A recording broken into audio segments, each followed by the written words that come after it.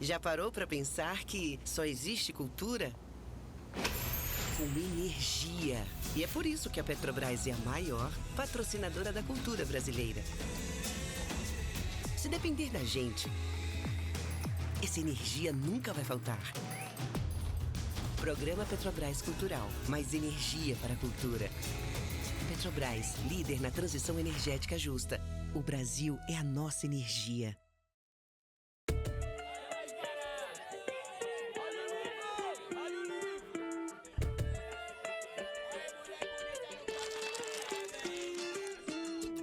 Sejam todos e todas bem-vindos à Feira do Livro 2025.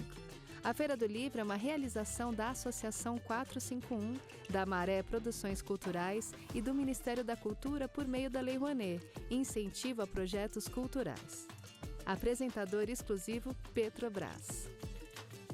Patrocínio Prefeitura de São Paulo e Motiva por meio do seu instituto na categoria Prata, Itaú Unibanco na categoria Bronze. Apoio Instituto Ibirapitanga, Pinheiro Neto Advogados e Enjoei. Parceria institucional Mercado Livre Arena Pacaembu, Museu do Futebol e Secretaria da Cultura, Economia e Indústria Criativas do Estado de São Paulo. Secretaria Municipal de Esportes e Lazer, Secretaria Municipal da Pessoa com Deficiência, Biblioteca Mário de Andrade e Livraria da Travessa. Apoio institucional Embaixada da França no Brasil, Instituto Camões, Instituto Cervantes, Canada Council for the Arts, Acción Cultural Espanhola, Ernesto Tsirunik Advocacia, ETAD, Vagalume, Ecoar, Quiro, Inside by Meliá São Paulo e Genópolis, Bubu Restaurante e Ovo. Parceria de mídia, TV Brasil, Rádio Nacional de São Paulo, Folha de São Paulo, UOL, JCDecaux, Revista Piauí e Publish News. Acompanhe a cobertura completa da Feira do Livro 2025 no site da revista 451. Acesse www.451.com.br e também nas nossas redes sociais, @a Feira do Livro. Viva o livro brasileiro!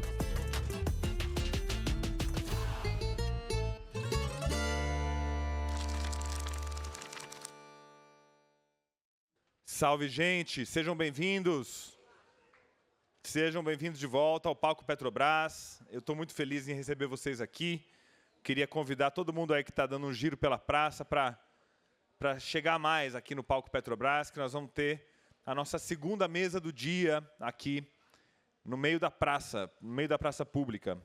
E é um dia de grandes mesas literárias, o dia de hoje. Estamos esperando grandes autores pisando aqui nesse palco.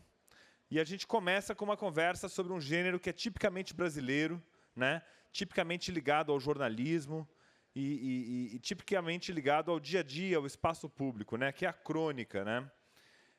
Eu vou fazer rapidamente um agradecimento prévio.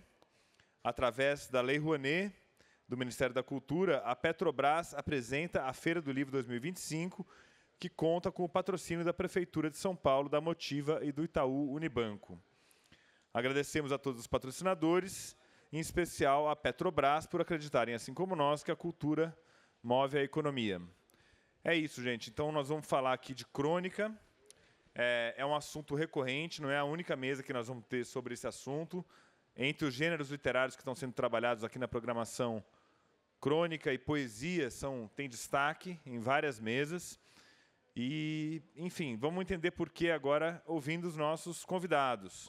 Eu queria chamar ao palco Luiz Henrique Pelanda. Seja bem-vindo, Pelanda, ao Palco Petrobras. Palmas para o Pelanda. Seja bem-vindo. Tudo bem? Pode se acomodar aqui no sofá, por favor. Para conversar com ele, eu chamei o editor sênior da revista 451, que enfim, está conosco na Associação 451, Humberto Werneck. Seja bem-vindo, Werneck. Tudo bem? Editor não, sênior. Editor sênior. Senta aqui, por favor. O Werneck está lançando aí pela nossa editora, que é a Tinta da China Brasil, um volume sobre a crônica brasileira. E o Pelanda está na Arquipélago, que é uma editora conhecida por publicar crônicas, inclusive do Humberto Werneck, que tem alguns livros, algumas coletâneas por lá. E para conversar com os dois, para fazer a mediação dessa conversa, eu chamei um dos grandes repórteres de livros do país, o Juan de Souza Gabriel. Seja bem-vindo, Juan, do jornal O Globo. Bem-vindo. Juan, que assina, palmas para o Juan, ele assina a página do Globo de livros, que é excelente. Eu, enfim, recomendo aqui em São Paulo. Nem todo mundo lê o Globo, vale a pena ver na página de literatura. E eu queria também registrar aquilo que a gente está celebrando, não vai parar de celebrar, que é a entrada da feira no calendário oficial da cidade de São Paulo. É uma iniciativa importantíssima. Eu agradeço, muito obrigado. E ontem nós tivemos aqui algumas das vereadoras que são responsáveis por essa iniciativa. E aqui nós temos o diretor da Biblioteca Mário de Andrade. Aqui eu registro a presença dele, Rodrigo Massi, está por aí. Queria pedir palmas e agradecer pelo apoio. Muito obrigado. E vamos em frente. Juan, valeu. Obrigado, Paulo. Bom dia a todos e todas. É um prazer enorme estar aqui conversando com Humberto Werneck e Luiz Henrique Pelanda. Agradeço muito a Feira do Livro pelo convite. Agradeço muito o Paulo por me convidar para essa mesa, que eu não tenho dúvidas de que é talvez a mais importante da feira, já que tem o pai dele. Então, eu espero que eu me saia bem para ele me convidar nos próximos anos. Enfim, a nossa mesa, o título é Viagem no País da Crônica, que é o título também do livro do Humberto, que acabou de sair. Eu vou começar lendo uma brevíssima biografia dos nossos convidados. Humberto Werneck nasceu em Belo Horizonte em 1945 e vive em São Paulo. Organizou a antologia Boa Companhia, Crônicas, entre outras. É autor de livros como O Desatino da Rapaziada, O Espalhador de Passarinhos, Esse Inferno Vai Acabar e Sonhos Rebobinados, os 3 últimos de crônicas. Em 2025, lança Viagem ao País da Crônica. E Luiz Henrique Pelanda nasceu em Curitiba em 1973, é contista e cronista, autor de livros como A Fada Sem Cabeça, Na Barriga do Lobo, O Caçador Chegou Tarde e A Crônica Não Mata, que é esse novo lançamento. Organizou a antologia A Intensa Palavra, de Carlos Drummond de Andrade, e já foi indicado a prêmios como Jabuti, Oceanos, Portugal Telecom e Clarice Lispector, da Biblioteca Nacional. Bom, aplaudam, por favor, os nossos autores novamente. 2 avisos. Depois da mesa, os 2 vão estar na travessa assinando os livros. E se vocês quiserem fazer perguntas para eles, vai ter monitores com pranchetas dos 2 lados aqui do palco. Vocês podem escrever e eles vão trazer para mim. Mais para o final da nossa conversa, eu vou fazer as perguntas para eles. Bom, eu vou começar a nossa mesa da maneira mais óbvia possível. Peço que vocês desculpem minha falta de criatividade, que é lendo um trecho da Vida ao Resto do Chão, do Antônio Cândido, que é justamente o texto que celebrizou a crônica como um gênero brasileiro e descreve as características que fazem dela o que ela é. A crônica está sempre ajudando a estabelecer ou restabelecer a dimensão das coisas e das pessoas. Em lugar de oferecer um cenário excelso, numa revoada de adjetivos e períodos candentes, pega o miúdo e mostra nele uma grandeza, uma beleza ou uma singularidade insuspeitadas. Ela é amiga da verdade e da poesia nas suas formas mais diretas e também nas suas formas mais fantásticas, sobretudo porque quase sempre utiliza o humor. Eu reli esse texto ontem para falar com vocês. Eu me lembrei, enfim, acho que dialoga muito com o tipo de crônica que vocês fazem e gostam, essa descrição que o Antônio Cândido faz. E eu queria que vocês começassem me contando um pouco como que vocês chegaram à crônica e a crônica chegou a vocês, né? Um pouco como se forma um cronista e se foram essas características que o Antônio Cândido elenca que aproximaram vocês da crônica, né? Por exemplo, ser amiga da verdade, da poesia, mas também do humor. E isso que é muito bonito, né? Estabelecer ou reestabelecer uma dimensão das coisas e das pessoas. Boa tarde, obrigado por terem vindo, obrigado pelo convite para estar aqui. Bom, eu sou um cronista tardio. Eu comecei a escrever crônica nesse século aí. Eu, no princípio, era um pivete em Belo Horizonte, eu queria fazer ficção, não é? E eu cresci, eu sou um beneficiário, falo isso sempre, eu sou um beneficiário da tal era de ouro da crônica, em que você abria qualquer jornal, qualquer revista, você tinha crônicas de boa qualidade. Mas eu não pensava ser cronista, queria ser ficcionista, e assim fui até 20 e poucos anos, e quando chegou em 70, no ano de 70, no meio de uma crise enorme, Tipo, aquela coisa do Drummond, por que ficar nesse município, nesse sobrenome? Eu saí de lá batendo a porta, resolvi virar jornalista, arquivei meu diploma de Direito e vim para São Paulo. Agora, eu caí aqui num jornalismo, eu fiz o meu aprendizado de jornalista no Jornal da Tarde, cujo texto era bem diferente do que se fazia, em geral, na imprensa brasileira. Era um texto que buscava ser sedutor. Isso, para mim, é fundamental, que qualquer pessoa que escreva alguma coisa e não seja Proust, não é? Essa pessoa tem que ganhar o leitor, tem que cativar o leitor. Então, eu vivi... o meu jornalismo foi feito um pouco aí nesse negócio. Quando foi mais adiante, aí por 2000 e poucos, eu tive um convite da Wanda Nestlener, que estava dirigindo a revista Cláudia Cozinha, para ser cronista. Não deu muito certo, porque depois da segunda crônica acabou a revista, não houve relação de causa e efeito, mas, enfim, acabou a revista. Aliás, o título foi trocado por uma coisa inacreditável, que é Cláudia Bebida e Comida, né? Enfim. Eu que tinha passado pela Playboy, imagina. Bom, fiz 2 crônicas lá. Pouco depois, fui convidado pela Fátima Giliotti para ser cronista no jornal Publimetro, que era um jornal de distribuição gratuita. Lá fiquei um tempão, até descobrirem que eu era, sei lá, eu e outros éramos velhos demais para o público. Mas, em seguida, Fred Melo Paiva me levou para escrever no caderno Outlook, que era do finado Brasil Econômico, e lá fiquei até que acabassem. Eu não dou muita sorte nesse negócio, não, hein? Acabaram com o caderno Outlook, e Laura Greenhalgh, então, me levou para o Estadão, onde fiquei durante 10 anos e parei em função de uma outra coisa, né? Eu fiz a descoberta da crônica, assim, a descoberta não, do cronista em mim, que não é nenhuma sumidade e tal, mas nesse período. Então, tem uns 14 anos aí de crônica regular. Pessoal, obrigado por terem vindo também, boa tarde. Agradeço o convite para estar aqui, especialmente com o Humberto, de quem falarei agora nessa resposta, porque ele participa ativamente dessa minha carreira, digamos assim. Talvez você nem lembre mais a importância que teve, mas eu vou dizer agora. Primeiro, eu vou tentar resumir a questão da infância, os dramas de uma criança num subúrbio, numa província que ficava lá no meio de um monte de gente que não lia, mas eu tinha aquela sensibilidade que queria ler, e, por sorte, meus pais eram sensíveis a ponto de me comprar, aos 10 anos, uma assinatura do Círculo do Livro. Eu morava longe do centro de Curitiba, a gente não frequentava livrarias e tal, mas eles me deram essa assinatura e falaram, escolha um livro por mês. E eu lembro, o acaso é esse, né? A minha entrada como leitor de crônica era isso, a escola não ajudava. Então, eu me lembro que eu peguei a primeira vez a revista do Círculo e comecei a olhar aquelas capinhas, talvez alguns de vocês lembrem dessa revista, eram as capinhas e as sinopses, né? Capinhas e sinopses. E eu fiz uma escolha infantil.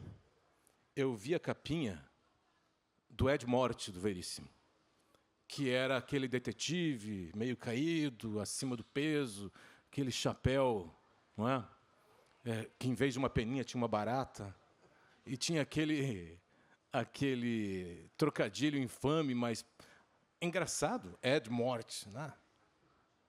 E por um motivo infantil, eu pensei, eu quero ler esse livro. Comprei esse livro, adorei esse livro, comprei outro do Veríssimo, vários dele, mês após mês, entendi o que era uma crônica e passei para vários outros livros e vários outros cronistas, inclusive esses da poesia e da verdade, não é? Agora, como eu me tornei o cronista, aí o Humberto entra. Eu me lembro que eu tinha escrito meu primeiro livro, um livro de contos chamado Macaco Ornamental, saiu pela Bertrand em 2009. E houve uma repercussão dentro, né, do nicho interessante, algumas resenhas que me empolgaram, mas vendas nenhuma. E naquela época tinha uma coisa assim, se você não escrevia romance, eu não sei se hoje é mais ou menos assim ainda, mas havia uma conversa que era o seguinte: não escreveu romance, desista.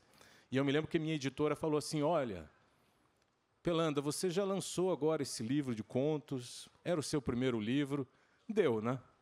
Agora um romance.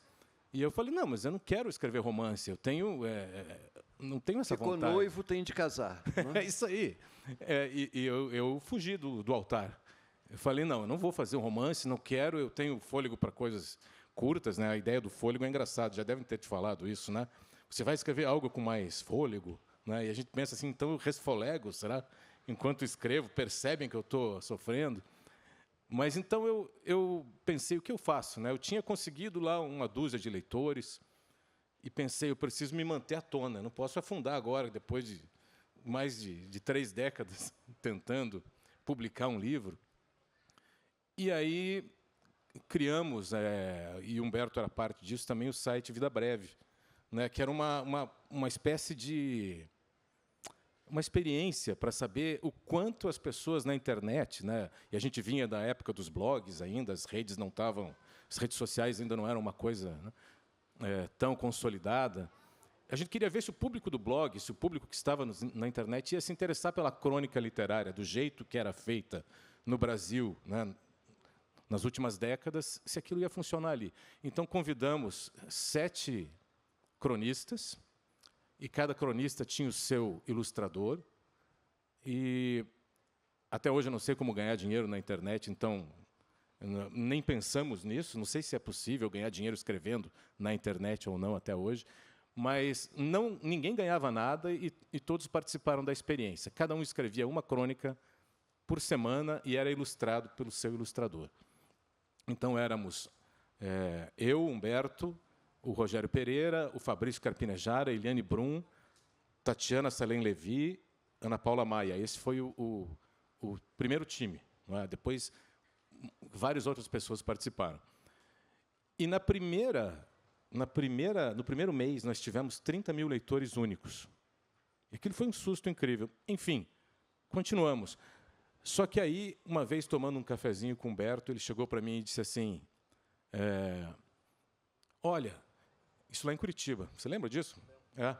Ele falou assim, o Tito Montenegro, da Arquipélago, está lançando uma coleção de cronistas chamada A Arte da Crônica. Os primeiros livros vão ser o Esse Inferno Vai Acabar, do Humberto, e o livro do Ivan, não é, Ivan? Grande mestre, Certos Homens. E Humberto disse, então, temos esses livros, e a gente queria alguém mais novo, não exatamente jovem, mais novo, né? Embora eu fosse jovem ainda. E ele me convidou.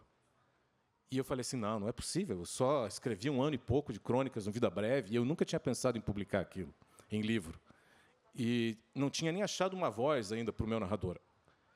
Para encerrar a história, é o seguinte, ele insistiu, eu disse não, envergonhadíssimo, e quando eu lembro que nós nos separamos, foi para o hotel, fui para a minha casa, ali na Boca Maldita, a primeira coisa que eu fiz foi abrir o computador e começar a selecionar as crônicas. Porque eu pensei, eu não posso deixar isso passar. O Humberto me convidar para lançar um livro de crônicas, deve ser, alguma coisa vai salvar. Eu lancei esse livro, chama-se Nós Passaremos em Branco, e ele foi indicado para o Jabuti de conto e crônica. E, a partir daí, minha carreira profissional, digamos, como cronista, se estabeleceu, porque eu fui convidado para trabalhar em jornais e revistas como um cronista pago, como um cronista de carreira. Então, eu entrei assim, graças a Humberto aqui. Me sinto realizado, cara. Não, tem uma Nada coisa. que eu tenha escrito foi melhor que isso. Se alguém não gostar de mim, a culpa é dele, então. Se alguém não gostar de mim, se tiver alguma rusga, me achar péssimo, rompam relações literárias com ele, né, como você diz. E vocês dois, como cronistas, fazem parte de uma linhagem muito nobre, né, que é a da crônica brasileira, né? O Brasil produziu excelentes cronistas e talvez tenha produzido a crônica como gênero, né? Enfim, Humberto, no livro dele, Viagem ao País da Crônica, que são crônicas sobre crônicas, ele recupera essa história, né? A crônica vem desde o Machado de Assis, depois ele atinge a sua era de ouro lá entre os anos 40 e 60, com Aí eu vou listar todos aqueles nomes que a gente conhece. Rubem Braga, Fernando Sabino, Paulo Mendes Campos, Drummond, Nelson Rodrigues, Antônio Maria, Raquel de Queiroz, Clarice Lispector, Stanislau Ponte Preta e muitos outros. Eu queria saber como foi para vocês entrar nesse lugar da crônica, que é um lugar talvez muito intimidador. Embora seja um gênero com pouco fôlego, como Pelanda disse, ela tem grandes nomes lá dentro. E também se vocês têm hipóteses de por que a crônica se deu tão bem no Brasil, por que ela se tornou esse gênero que é tão brasileiro, talvez o gênero brasileiro por excelência na literatura. Como foi entrar nesse mundo? Olha, eu nunca me senti parte deste mundo, não. Mas tem o seguinte detalhe, que eu fui criado na leitura de crônica. A minha geração, aquela lá dos anos 50, eu era menino de colégio, você abria qualquer jornal, qualquer revista, você tinha uma fartura. A revista Manchete tinha 4 cronistas por semana, não é? A revista O Cruzeiro tinha pelo menos a Raquel de Queiroz, tinha ali também, eu acho que às vezes lá o Gilberto Freire perpetrava algumas coisas. Cada jornal tinha uma fartura, tinha o seu cronista, né? E eu lia isso e passei a ficar um pouco chocado quando no colégio os livros, as antologias de literatura brasileira que nos eram servidas ali, essas antologias, para começar, não tinha mulher nenhuma, a menos que alguma tivesse ali disfarçada atrás daquelas barbas, né? Daqueles óculos pesados, aquela coisa. Todos os autores, tirando um, que eu acho que era o Guilherme de Almeida, que é um modernista do segundo time, vamos dizer, né? Mas todos os cronistas eram mortos. Eu achava, então, lá na minha meninice, que o cara, para ser um escritor conhecido e reconhecido, ele tinha de morrer, né? E, de repente, você via... Teve um dia que, andando na Praça da Liberdade, em Belo Horizonte, eu vi Fernando Sabino caminhando com um mocassim, que em Belo Horizonte, nos anos 50, 60, era um desaforo, não é? E o Fernando... Então, o cara poderia ser um bom escritor, está vivo, olha só. E mais ainda, morar no Rio de Janeiro, que era o sonho das gerações mineiras todas até então, né? Mas fui longe demais, né? Não, jamais. Juan, eu não sei exatamente por que, né, que ela se transformou, a crônica se adaptou tão bem, né, ao ambiente literário brasileiro, mas eu acredito, em parte, que até hoje nós discutimos problemas de acesso à leitura, né?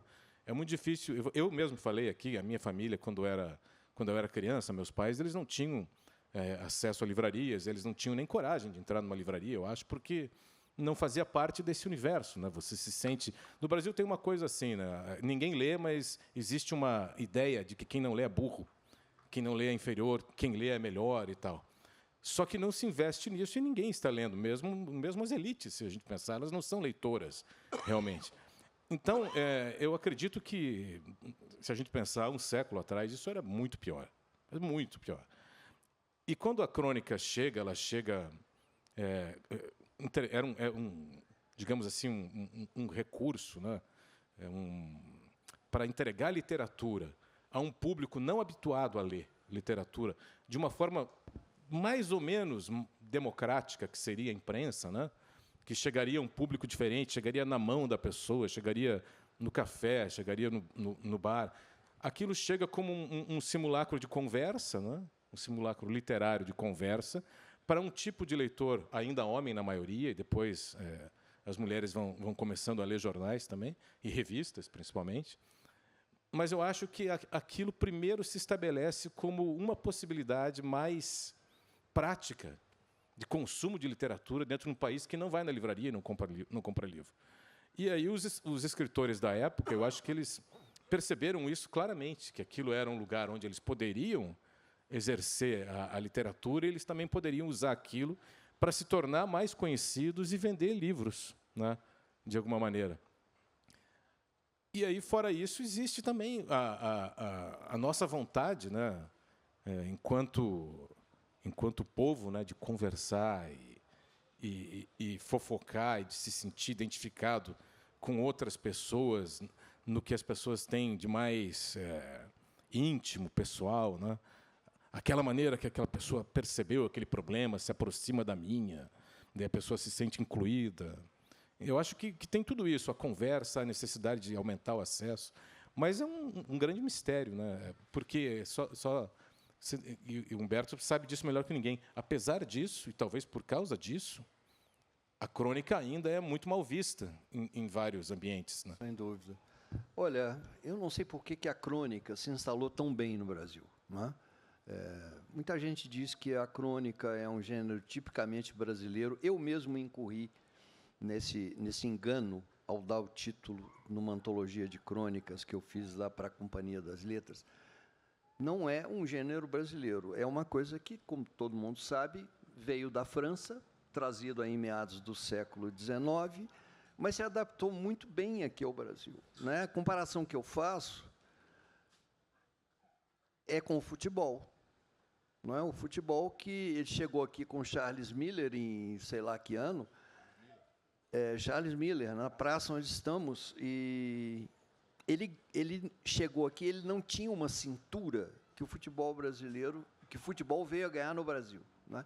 Assim, eu acho também a crônica, ela se deu muito bem com uma certa, isso é um palpite, uma certa informalidade do brasileiro, às vezes abusiva, né? O brasileiro é muito intrusão e tudo.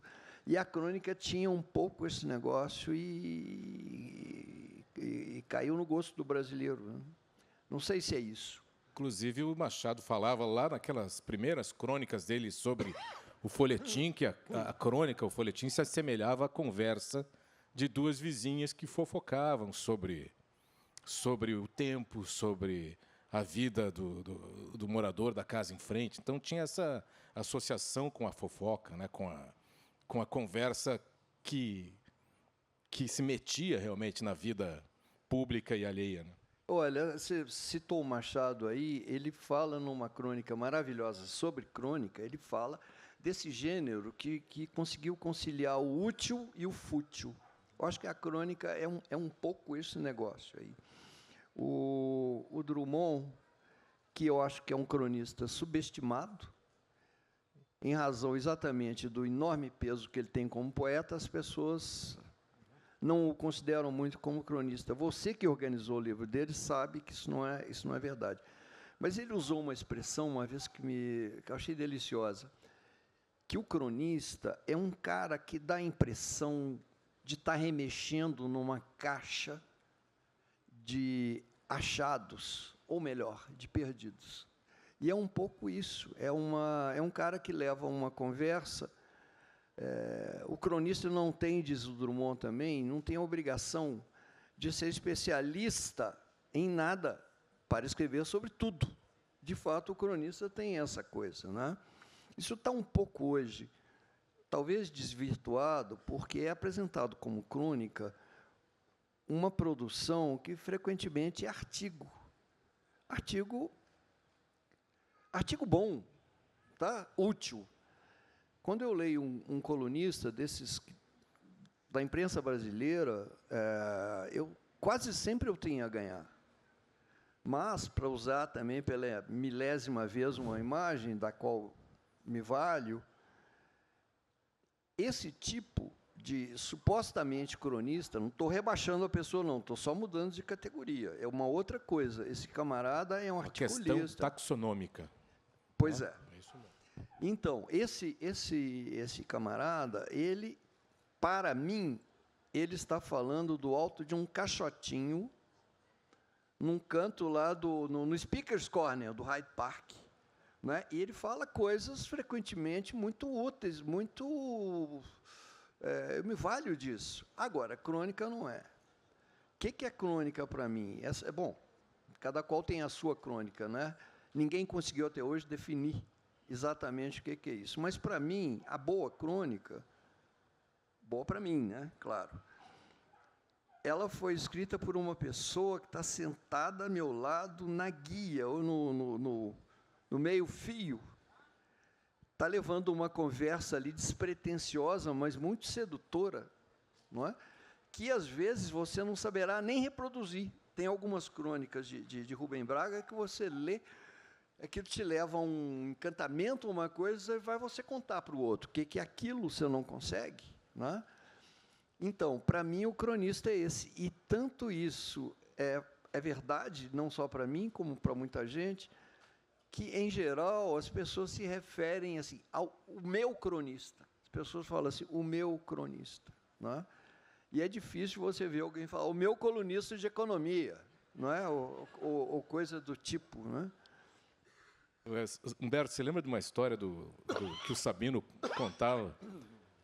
Que era, eu acho que era sobre a mulher do Hélio, a dançarina, bailarina, Maria Urbana? Isso? Maria Urbana, mulher do Hélio Pellegrino. Isso mesmo.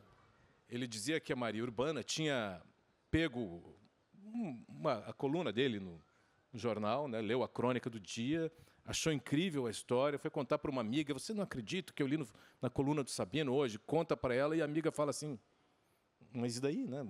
Isso, para mim, não tem sentido algum. Que droga, né? E ela assim, mas não é possível, você não achou interessante isso? Daí ela vai lá, pega o jornal e lê a crônica para a amiga, e a amiga fala, sim, agora eu entendi, incrível. E ela dizia que ela fazia a analogia com a dança, né? Ela falava que é a mesma coisa, você vê um dançarino sorrindo, evoluindo, né? Com uma leveza incrível, mas fazendo um esforço, né? Com um trabalho anterior, muscular, um trabalho de disciplina, né? E talento. Durante muito tempo você pensa, eu vou fazer também, porque parece fácil, parece bom, parece prazeroso, parece... E quando você vai fazer, você quebra a perna.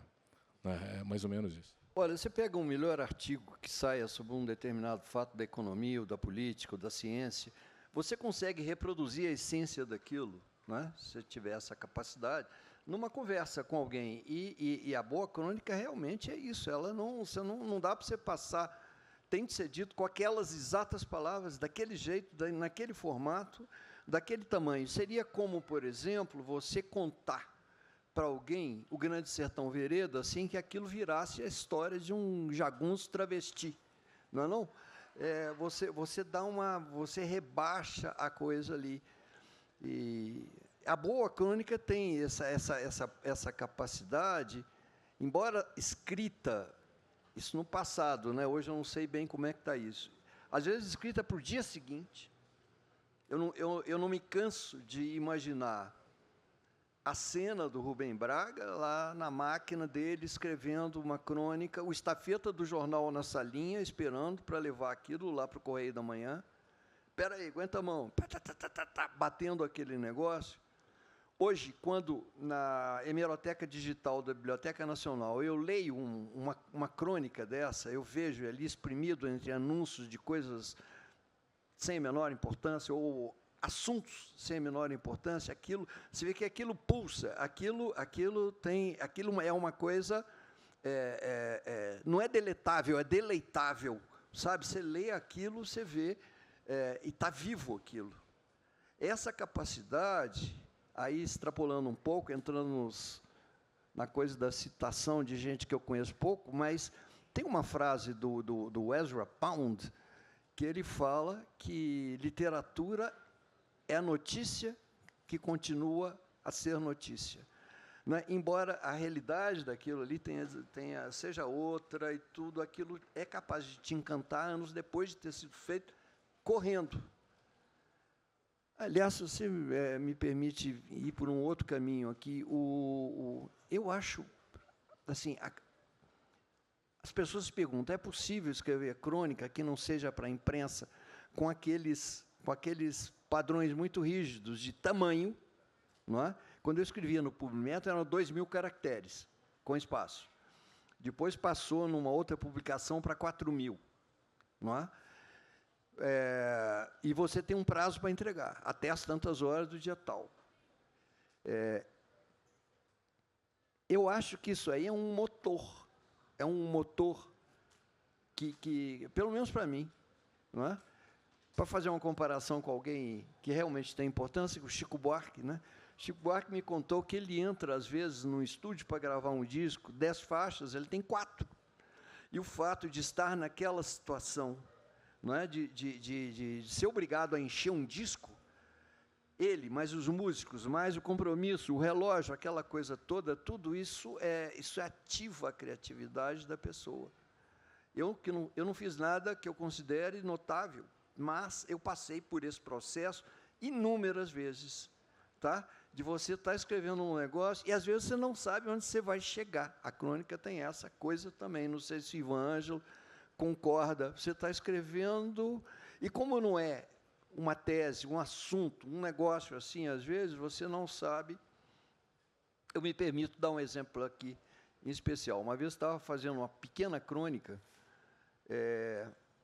sei lá, 2.000 caracteres, não sei, sobre a reforma ortográfica. E eu comecei a fazer umas brincadeirinhas sobre o fato de que a última reforma ortográfica tinha trazido à legalidade 2 letras que eu tenho no meu sobrenome e que eram ilegais, né? O Trump expulsaria, né, de algum lugar, o alfabeto dele lá, que é o W e o K, né?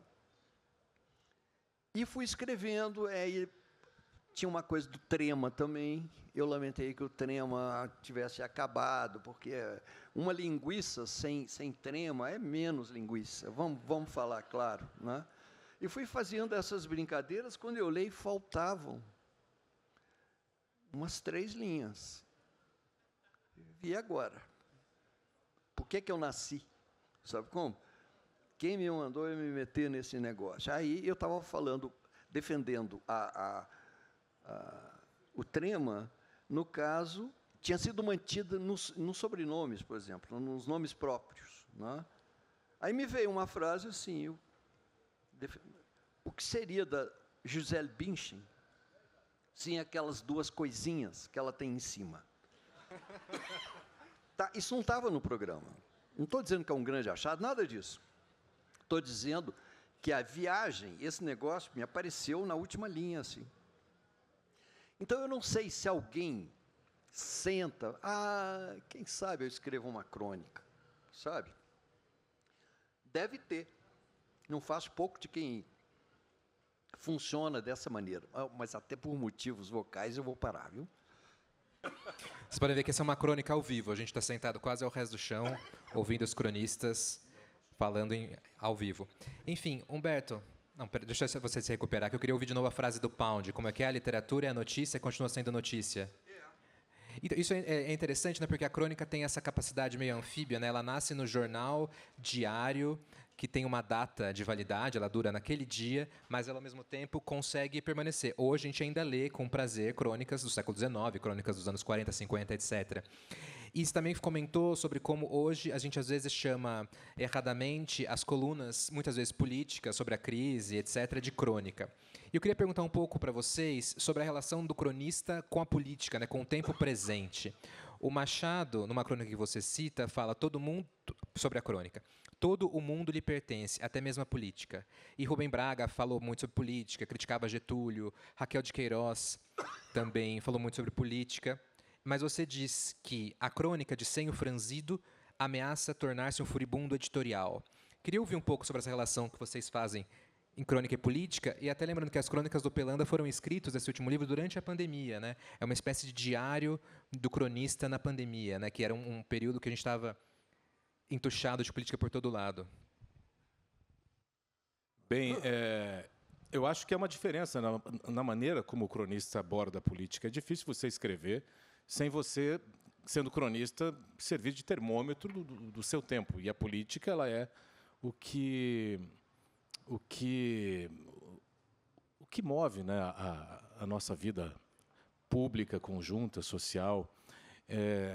A gente tinha conversado antes, né, Juan? Eu acho que você fala uma coisa sobre se a ebulição política é prejudicial isso é uma curiosidade mesmo, né? Se períodos de muita ebulição política, de muita crise, de muita notícia, atrapalham ou ajudam o cronista? Eu lembrei disso e acho que dá para juntar com essa ideia aqui. A ebulição política, do jeito que nós vivemos, ela atrapalha tudo. Não só o cronista, ela atrapalha absolutamente tudo. A saúde do cronista e a saúde de todas as pessoas. A vida sexual. A vida sexual, a vida financeira. Até dos brocháveis. Nós vimos o que aconteceu. Mas eu acho que tem a separação. Isso a que o Humberto se referiu no texto a crônica de Senho Franzido, não é? É essa que sobe no caixote para falar sobre coisas graves de uma maneira grave. E não aquilo que o Corsão dizia, que a crônica fala de coisas leves de uma maneira grave e de coisas graves de uma maneira leve, algo assim. Agora, o que eu acho é o seguinte, eu escrevi esse livro e o livro anterior de crônicas, o Na Barriga do Lobo. Na verdade, todos os meus livros de crônica se passam em Curitiba. E eu escolhi como o personagem narrador meu, né, a minha representação literária, o Flaner.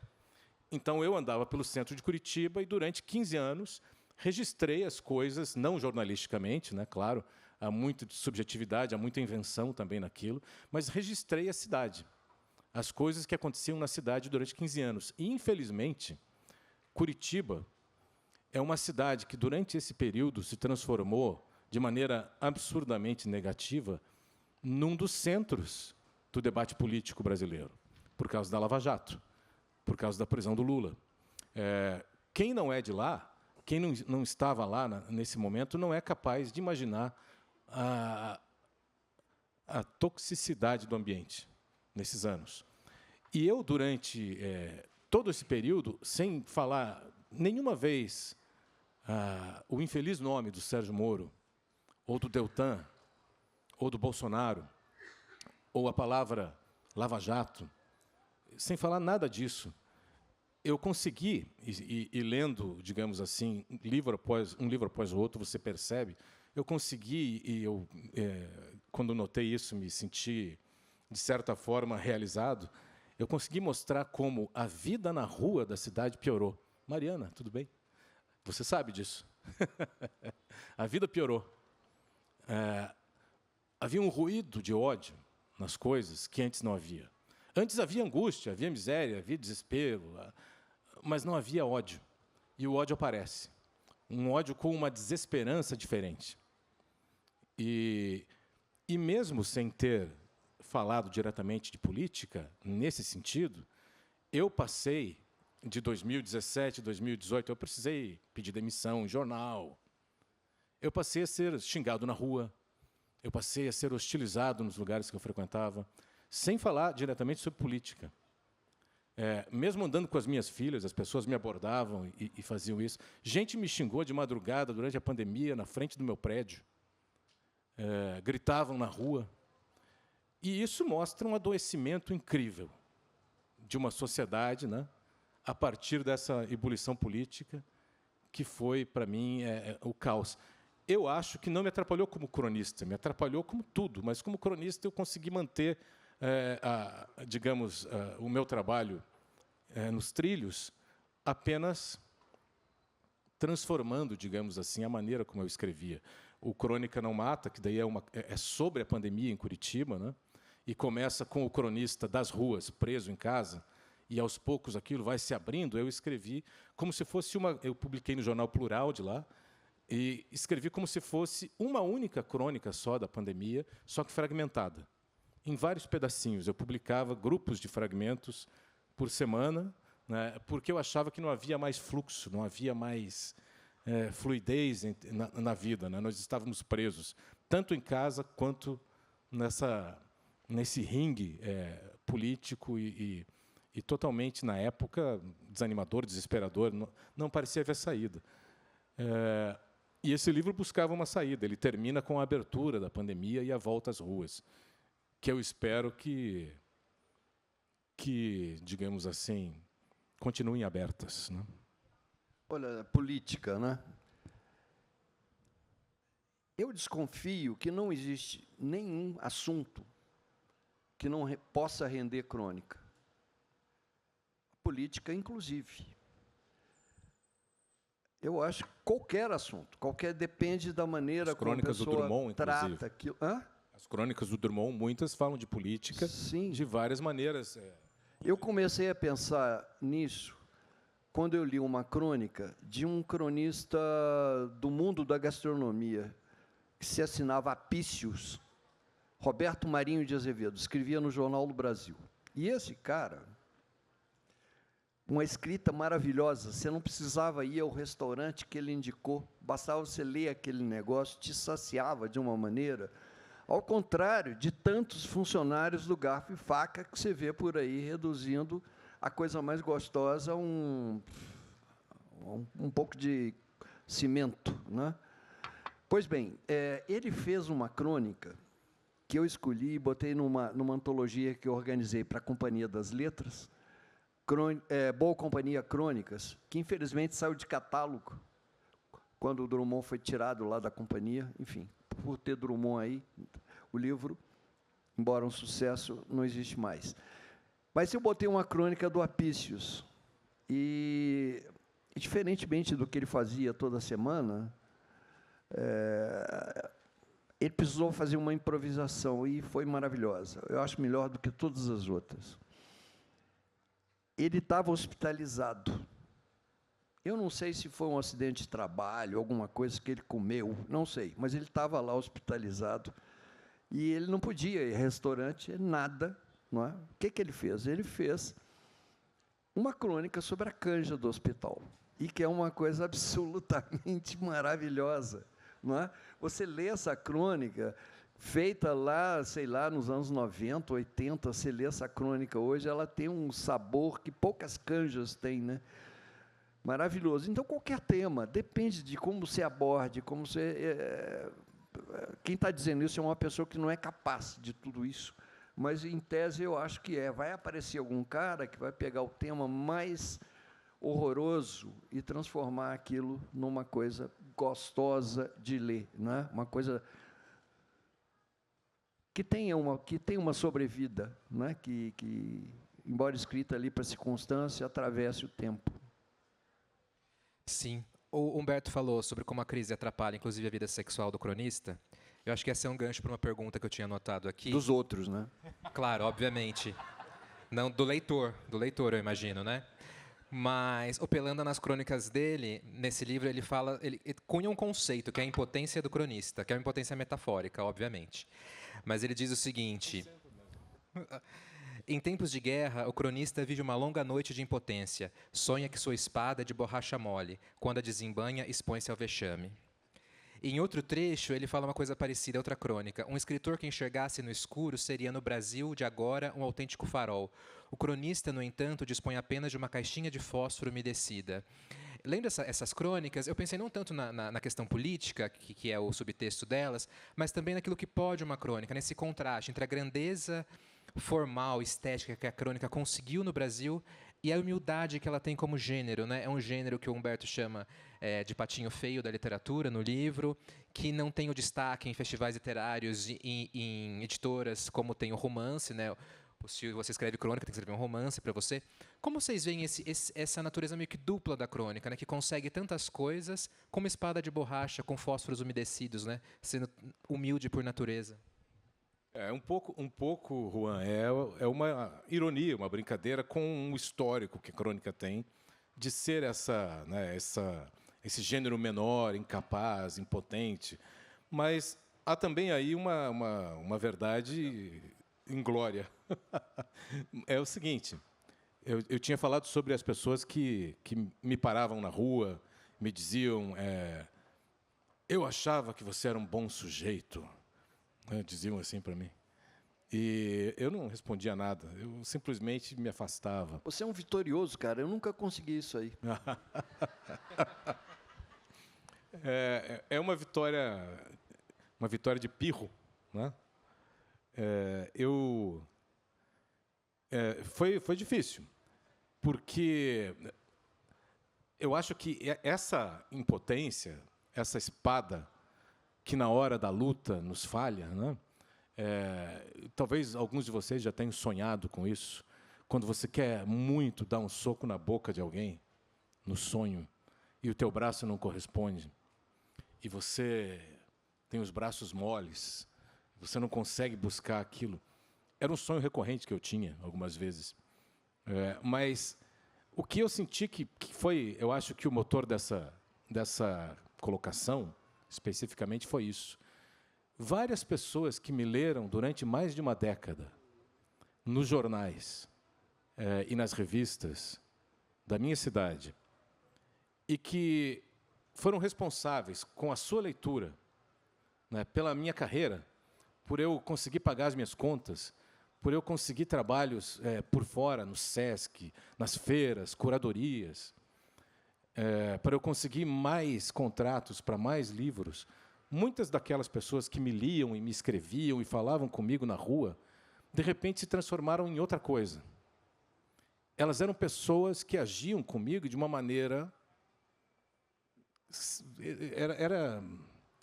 Era uma maneira assustadora, porque você não reconhecia mais nelas nenhum traço da cordialidade anterior, nenhum traço do interesse pela vida anterior. E, a partir do momento em que você se sente atacado por leitores seus que, de repente, se apaixonaram por figuras como o Sérgio Moro ou como o Bolsonaro, e eles te atacam publicamente na rua e no elevador do seu prédio, e às vezes vizinhos seus, né? Você pensa, para quem eu escrevi e qual foi o tamanho do meu fracasso se eu falava, não de política diretamente, mas de personagens do centro de Curitiba, que eram traficantes, viciados, PMs, travestis, prostitutas, pequenos comerciantes, e criei um universo, depois de um tempo, reconhecível para esses leitores, e eles diziam se identificar com essas pessoas, e, de repente, aquilo desaba. E você pensa, para que serviu? É claro que algumas pessoas se mantêm na luta, é claro, mas outras pessoas realmente se perderam. E o mais interessante é que, depois desses últimos acontecimentos, quando aquele ódio arrefeceu, muitas das pessoas que me atacavam, inclusive vizinhos, me tratam com a mesma gentileza de antes, como se tivessem esquecido daquilo, como se fosse um delírio realmente coletivo, como se nunca tivessem me hostilizado. Então, um pouco o cronista tem isso, é uma vitória. Tem dias que o leitor não está brilhante. Pelo contrário, é uma estrela, né, já em vias de... Enfim, eu acho que é a isso que eu me refiro, mas eu acho, claro, eu acredito no poder, não só da escrita e da leitura, eu acredito no poder das histórias. E é o que a gente faz desde que a gente se civilizou. Contar uma história para a geração seguinte, e essa geração seguinte aprimora ou adapta essa história e continua contando. Algumas pessoas não vão gostar da história, mas a história vai continuar. Humberto, seguindo um pouco nessa questão da crônica, que combina essa grandiosidade com essa humildade, vou recorrer a um clichê aqui, a um estereótipo, pensando se isso não seria um aspecto talvez mineiro da crônica, essa coisa mais quietinha, mas consegue produzir grandes coisas. Você sendo um mineiro em diáspora, um mineiro que foi exportado. Mineiro não praticante. Mineiro não praticante, genial. E muitos dos nossos cronistas foram mineiros, né? Fernando Sabina, Paulo Mendes Campos. Inclusive, o Antônio Cândido lembra que Rubem Braga viveu anos decisivos em Minas Gerais, né? O que talvez ele possa ser colocado também como uma espécie de mineiro honorário. Você acha que existe algum tipo de mineiridade que é típica da crônica, ou que você reconhece até em si mesmo? Não, sinceramente, não reconheço, não. Eu acho que esses grandes cronistas mineiros, eles se fizeram no contato com outro mundo no Rio de Janeiro. Eu acho que em Minas, não sei, Ivan, se você concordaria comigo, mas não vejo uma mineiridade. O Ivan fez assim, ó, mais ou menos. Uma boa crônica não pode ser acusada disso. A gente fica falando que eu acho que o Ivan discorda de tudo que a gente disse. Ele está falando, agora ele disse que não. Ivan é um mestre, é um grande mestre.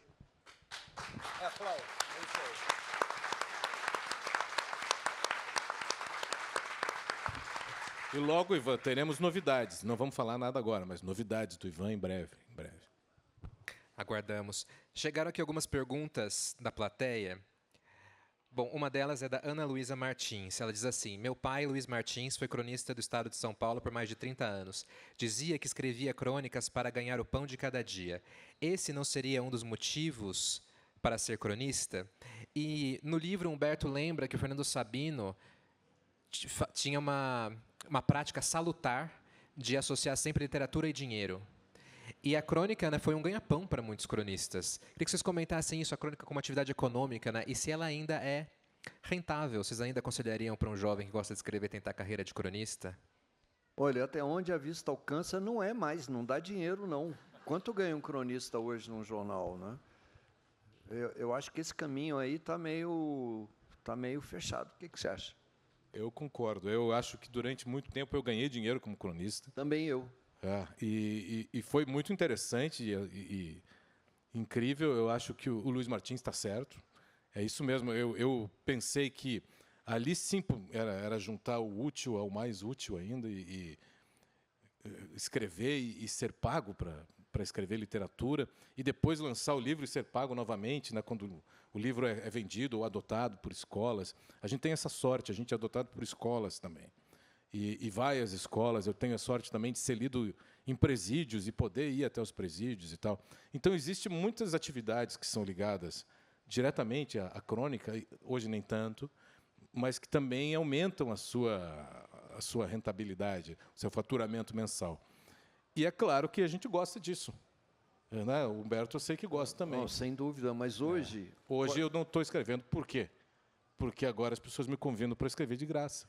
E eu parei um pouquinho, eu falei assim, não, eu já não vou escrever de graça agora. Não dá. Isso. Sim.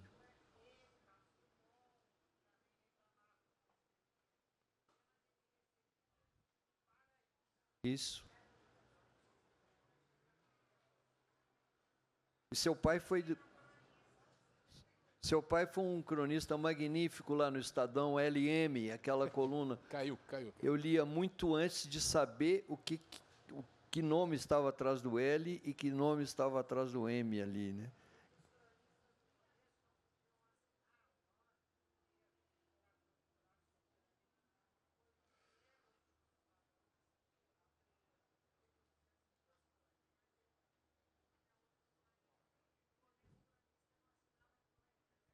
Drummond era CDA no Correio da Manhã. Aí eu não sei se era por uma decisão dele ou alguma coisa lá do jornal, mas enfim. Para quem não escutou, ela está dizendo que no começo os cronistas não assinavam as crônicas, né?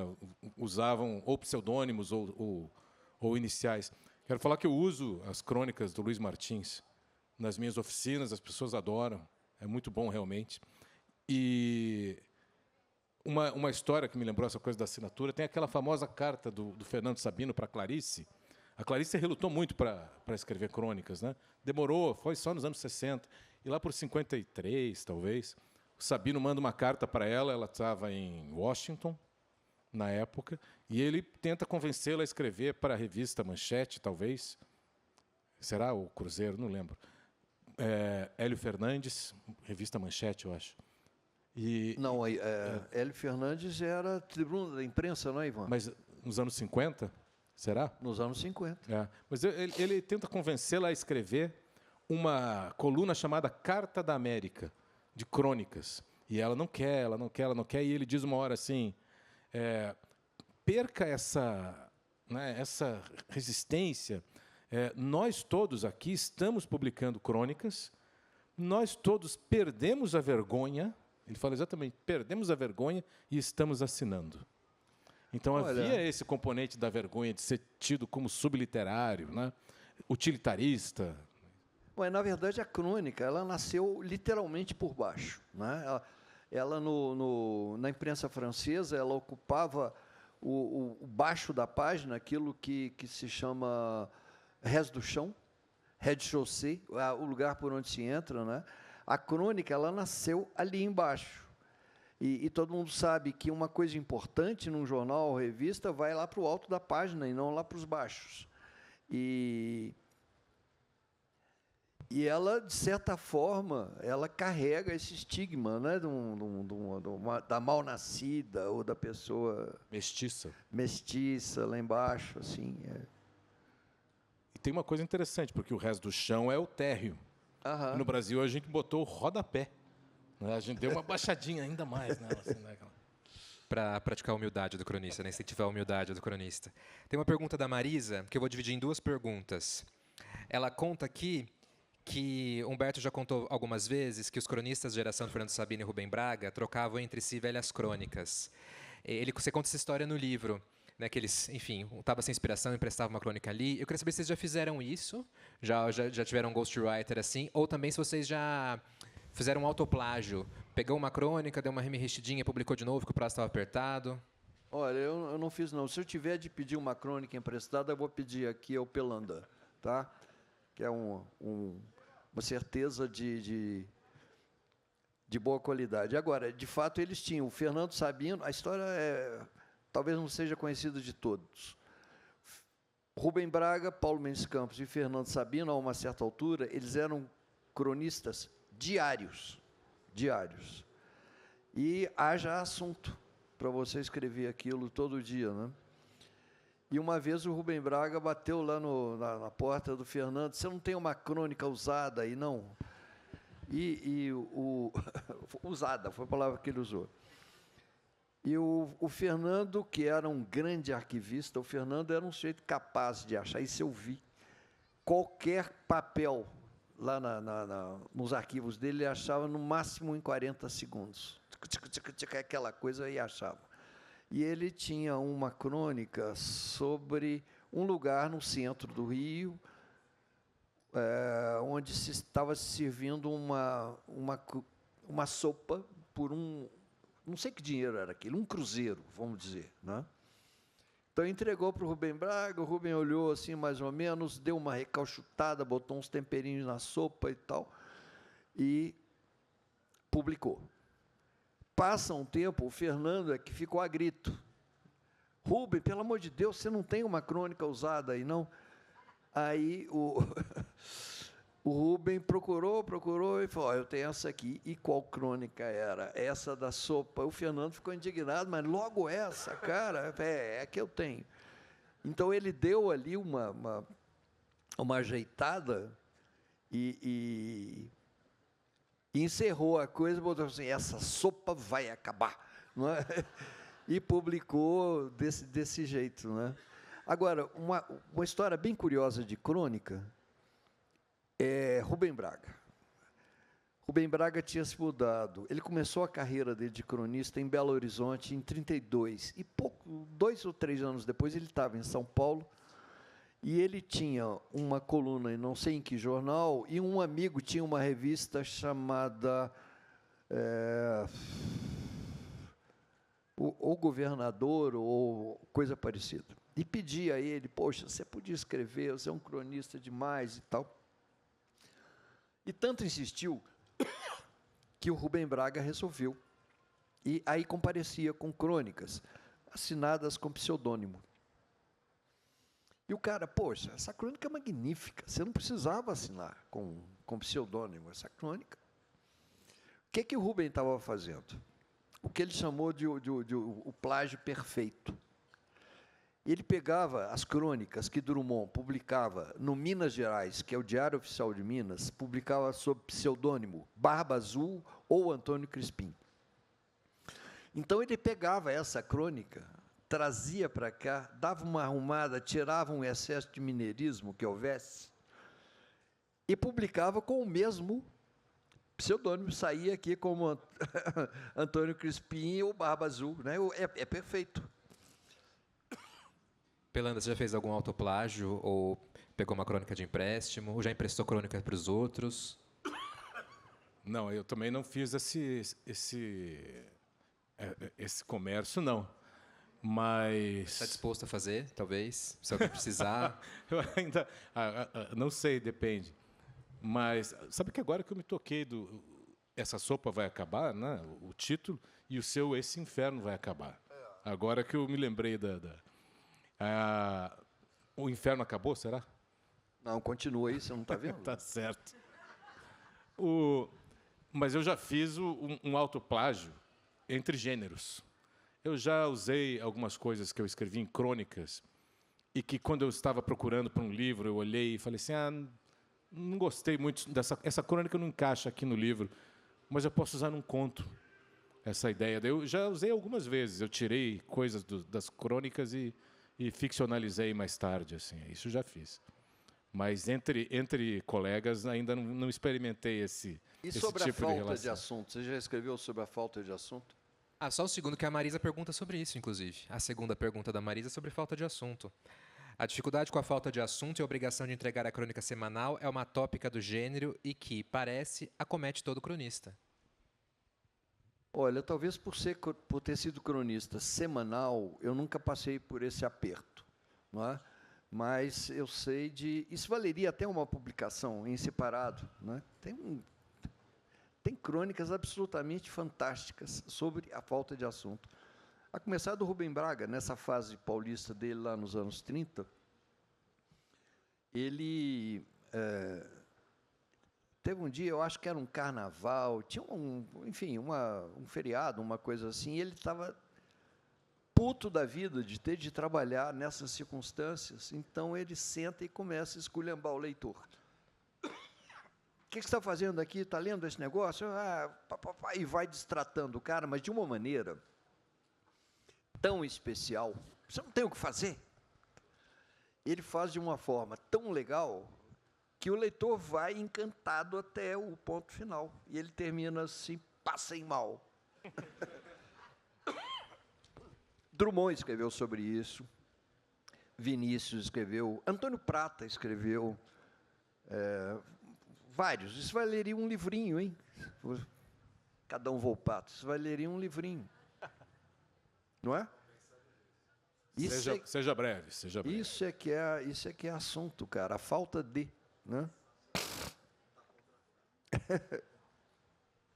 Eu também não. Eu acho que a questão do cronista semanal nos dá tempo de sobra para encontrar alguma coisa. Se a gente não encontrar um assunto em uma semana, não é? A gente tem que desistir também, não é possível. Mas, às vezes, acontece de você não achar nenhum assunto que te interesse.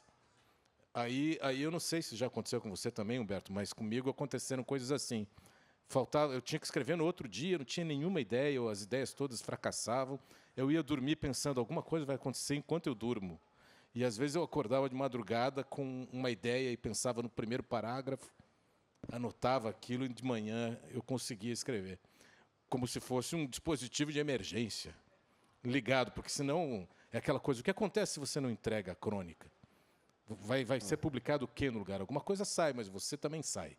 Mas a primeira frase, e não só de crônica, em matéria jornalística, em escritos vários, não é? A primeira frase ela pode ser decisiva. Não é? A ideia que me ocorre, quando eu penso nisso, é de você colocar um caibro, e nesse caibro tem um carretel, e que aí você vai puxando. Não é que ali a coisa vai descer fácil, mas você tem uma coisa firme. E uma primeira grande frase, eu acho que é salvadora. Eu vou dar um exemplo pessoal. Uma vez na Isto-Era, né?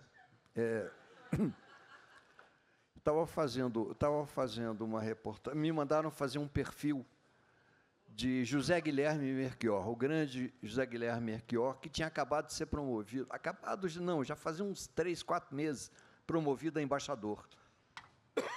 Morava ainda em Londres, e me mandaram fazer. E a matéria, jornalisticamente, quem é jornalista sabe que uma matéria que não tem gancho, não tem lead, não é? Não tem aquele assunto. Você vai começar por aqui, por onde? Embora tenha a maior admiração por ele e tudo isso, como é que eu vou começar essa matéria? Fiquei desesperado. Eu tinha pedido para ir para Londres, eles de jeito nenhum. Aí eu gastei em telefonema internacional, talvez uma viagem a Londres, e a coisa não andava. Não andava, você não via a pessoa. Você não sabia se ela estava de pijama, ou de cueca, ou pelado, ou de sei lá o quê. E eu estava, agora... Aí tinha uma informação de que os últimos livros dele, ele estava escrevendo em inglês, e os livros eram traduzidos e depois publicados aqui no Brasil. Aí me veio uma primeira frase, que é o tal caibro, no qual você pode dependurar alguma coisa. E que foi uma bobagem assim. o escritor... Não, José Guilherme Melchior é provavelmente o escritor brasileiro mais traduzido no Brasil. Tinha uma brincadeira aí. Outra ocasião, eu estava, já que enveredei por esse negócio aqui, eu estava entrevistando o meu amigo, o Inácio de Loyola, que tinha lançado um romance e não tinha muito gancho. E eu, como é que eu vou começar essa matéria? Eu conversando com ele, assim, tal. E, de repente, eu olhei. Ele tinha um calo, coisa que, hoje em dia, é difícil, porque as coisas não são feitas presencialmente, né? Você faz pela internet. Aí você não vê que o Inácio de Loyola tem um calo aqui, nesse dedo médio. Aí baixou aquela luz e falou assim, esse cara escreve à mão. Aí eu perguntei para ele, ele falou, não, de jeito nenhum, eu escrevo à máquina. Aí mostrou a máquina lá, eu falei, e agora? Eu falei, eu estou te perguntando por causa desse calo aí. Ele falou, não, isso aí é de dar autógrafo. Aí eu comecei, até chegar na frase, esse é um calo do sucesso, né? Lembrando que vocês vão autografar daqui a pouco, espero que tenham filas capazes de fazer calos de inveja a Inácio de Loyola Brandão, hein? E não tem é o mínimo carimbo que eu espero de dessa vez. vocês. Oi? Não tem carimbo dessa vez. Bom, vai no punho mesmo. Um livro meu vez. teve carimbo. Sobre o assunto ainda, numa das crônicas do Pelanda, que o cronista está preso no seu apartamento em Curitiba durante a pandemia, ele fala o seguinte: preso em casa, o cronista se vê condenado a flanar por seus livros e suas memórias, tornando-se mais pessoal e por isso talvez menos interessante. Que me lembrou uma frase do Sabino numa crônica, que ele diz assim: lança então o último olhar fora de mim, onde vivem os assuntos que merecem uma crônica. Eu achei curioso isso, porque a crônica, mais uma dessas ambiguidades dela, ela é muito autoral. O cronista tem uma voz que é reconhecível, a gente fala, como Humberto disse, o meu cronista. É uma voz inconfundível, mas, ao mesmo tempo, não é essa literatura do eu que a gente está vendo cada vez mais hoje em dia. Como que é isso do cronista, ao mesmo tempo, estar extremamente presente no texto, mas procurando assuntos fora de si, fala de si e não fala de si ao mesmo tempo? Ali a gente tem que usar um pouco de falsa modéstia, né? Porque é impossível você dizer assim, olha, eu estou trancado em casa faz 1 ano, tenho poucos relacionamentos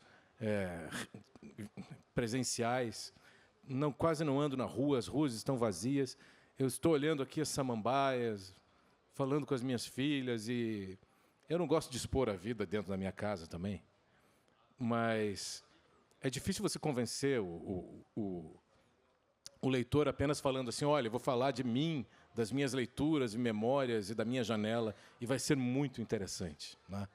A gente sabe que as pessoas não estão tão dispostas assim a isso. Mas a imagem que me veio nesse momento, né, foi aquela que, logo em seguida, eu coloco ali, que eu acho que pode ser o interesse disso, que é a ilustração do Doré, e depois refeita pelo Van Gogh, que é a Ronda dos Prisioneiros, né? Todos nós ali fomos prisioneiros durante um bom tempo. Algumas pessoas ficaram realmente em casa, não puderam sair, trabalhando em casa, ou então... E essa imagem, talvez vocês tenham visto, essa tela, mostra vários prisioneiros no pátio do que seria a prisão, andando em círculos, um atrás do outro, sendo vigiados, né? E eu imaginava ali o cronista como não apenas um daqueles prisioneiros, né, mas como todos aqueles prisioneiros, múltiplo, um cronista que fosse múltiplo de si, preso entre aquelas paredes, sendo obrigado a trilhar o próprio caminho e olhando para as costas da cópia à sua frente. Então, era uma reiteração, né, de ideias. A gente fica pensando coisas, e todos nós ficamos obcecados, todos nós ficamos com compulsões, e todo mundo sofreu muito, uns muito mais, né, do que nós, acredito. Mas foi a ideia que me ocorreu. Eu acho que a vida fora de casa é muito mais interessante. Eu acho que a observação da vida que acontece fora de nós, onde, como o Fernando diz, ela é interessante, mas, claro, ela passa pelo filtro da nossa sensibilidade, da nossa subjetividade. E nós temos que ser interessantes, sim, de alguma forma. Caso contrário, não há modalidade alguma de arte que se torne viável. Não é? E você, Humberto, o assunto está sempre fora? O assunto está sempre fora. Até porque eu tenho um certo horror a essa literatura meio egóica, né? A pessoa olhando para si mesma ali, eu acho isso meio...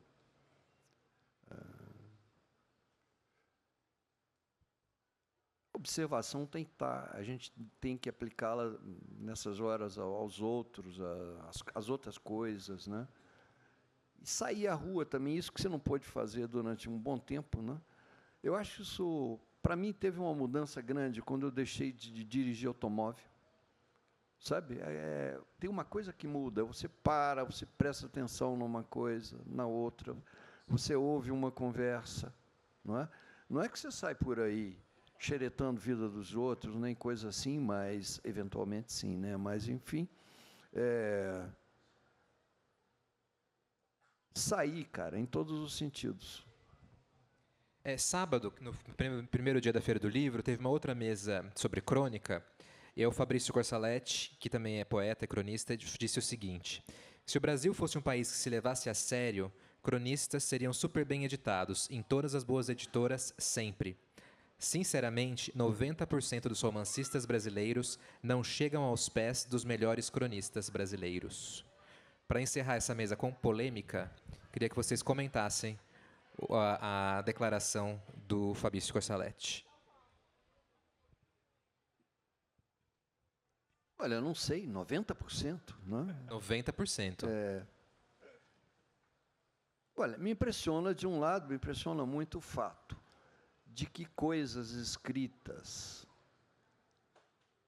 para o dia seguinte ou para a semana seguinte têm uma durabilidade, frequentemente acontece, tem uma durabilidade maior do que muita obra escrita para a eternidade. Né? Um romance que o cara fez para atravessar os tempos e não acontece agora. Eu sou otimista em relação à edição de crônica. Mesmo na época de ouro da crônica, não era tão comum assim ter um livro de crônica. Não era tão comum. O Drummond foi estrear como cronista em livro em 57, com Fala Amendoeira, não é? Tinham lá um livro de Raquel de Queiroz, outro de fulano de tal, não usavam. Hoje você vê mais isso. Os concursos, eles hoje se abriram. Antigamente, você tinha assim, melhor prêmio de conto, crônica, não sei o quê, não sei o quê, não sei o quê. Tinha uma vala comum, onde estava a crônica. Hoje você tem um departamentinho ali, separado, e você observa que editoras altamente profissionalizadas, como, sei lá, a Companhia das Letras, ela já edita livros de crônicas. Eu sou otimista nisso aí. Eu também sou otimista, mas eu acho que a declaração, a gente tem que pensar em termos de perspectiva também, né? Vamos pensar em proporção. Quantos livros aqui nessa feira são romances? Né? Qual o número de romances publicados? E qual o número de livros de crônicas? Né? Então, você pensar que é normal que, se a gente tiver aqui 5.000 romances, não serão 5.000 grandes romances. Não é? Agora, se a gente tiver 100 livros de crônicas, talvez tenha sido uma seleção mais bem cuidada. Talvez seja um pouco por isso. Mas também os nossos romancistas coincidem muito, né? Eles escreveram também crônicas. Houve também essa confusão entre gêneros no Brasil que foi salutar. O que eu quero dizer aqui, as editoras, né, publicariam mais. Eu vou vender um peixe aqui, que é o da Arquipélago. Hoje eu sou editor na Arquipélago e eu acho importante dizer que é uma editora que aposta em cronistas, né, lançou vários cronistas. Nos últimos anos, eu quero dizer que esse ano, Ivan, né, provavelmente esse ano sai um livro novo do Ivan. Não vou dizer o título aqui, porque a gente não bateu o martelo, mas é bom. O título é bem bom. Você gosta, né? Você gosta. E vai sair, isso eu acho que até outubro, novembro, teremos um livro novo do Ivan, de crônicas, e vai sair agora eu digo isso com muita alegria, vai sair em agosto, setembro, um livro de crônicas da Elvira Vinha, inédito, que são crônicas que ela escreveu desde o final dos anos 90, no Estadão, no suplemento feminino, até o período um pouco antes da morte dela, na revista Pessoa. O livro se chama Morrendo de Rir, é um livro terrível, é engraçadíssimo e terrível, vocês não acreditam. É de gargalhar e é de chorar também. E um pouco por causa... Chama-se Morrendo de Rir. Quem conheceu a Elvira pode ver a Elvira nisso. Porque era um pouco antes da morte dela, ela estava já morrendo de câncer e ela escreveu essa coluna chamada Morrendo de Rir nesse momento. E eu acho que é um livro imperdível. E vamos continuar publicando mais cronistas ainda. Se vocês conhecerem bons cronistas, avisem a gente lá, tá bom? Olha, e tem um lado também muito positivo na maneira como os livros de crônicas hoje são editados por algumas casas. E aí Arquipélago está disparado assim, num dos primeiros postos, né? Antigamente, livros de crônicas eram assim reuniões, junta o negócio aí, pegava aquele monte de folha de papel, recorte de jornal, e botava aquilo numa máquina e saía do outro lado. Tem editora, não vou dizer o nome, que até hoje é uma espécie de fábrica de livro. Enfia um negócio, sai ali. Eu tenho a experiência de ser editado, eu tive 4 livros editados pela Arquipélago, e o livro é realmente editado. A própria ordem dos assuntos. Não é que você tenha que dividir por assuntos. Tem uma coisa, já esse dia de citações aqui, poeta russo Joseph Brodsky, no livro Marca d'Água, ele tem uma frase, ele diz o seguinte: o que torna boa uma narrativa não é propriamente a história, mas o que se segue aqui. E eu vejo no trabalho da Arquipélago isso aí. Que crônica você bota em seguida aquela que terminou? Isso não é como um dominó, no qual a 2 tem que corresponder 2. Você pode tirar um efeito da justaposição de textos. E nisso, o livro ganha com isso aí. Ganha, vamos dizer assim, que quase se pode dizer que um texto trabalha pelo outro, sabe? Você tem o livro dá uma encorpada, acho eu. E esse trabalho tem sido feito bastante bem. Esse meu livro, está aqui, Sofia Mariucci, esse que está saindo agora, obedeceu bastante a esse cuidado, né? Além do que, o cronista tem que saber que aquilo que ele escreveu, ainda que tenha sido apreciado pelo leitor, não tem necessariamente que estar ali. O livro tem que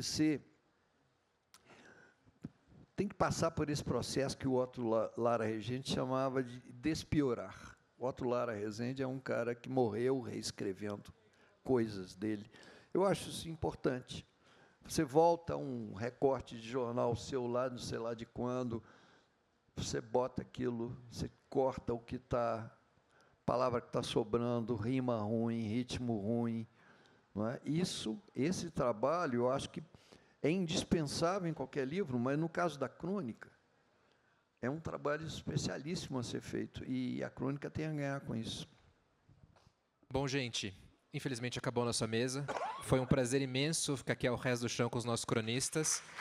Muito obrigado, Pelanda, obrigado, Werneck. E agora eles vão autografar ali na travessa.